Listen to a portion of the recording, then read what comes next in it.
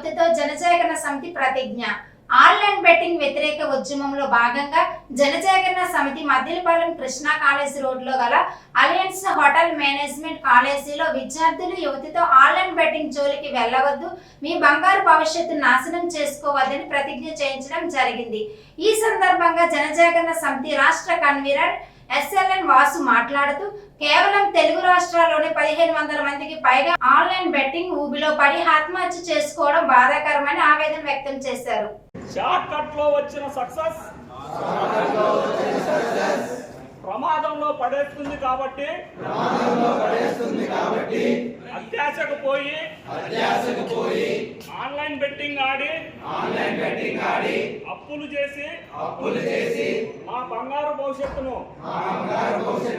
నాశనం చేసుకోము అని ప్రతిజ్ఞ చేస్తున్నాము.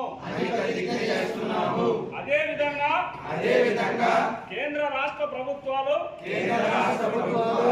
ఆన్లైన్ బెట్టింగ్ ను పూర్తిగా నిషేధించాలని డిమాండ్ చేస్తున్నాము. భారత్ మాతాకి జై.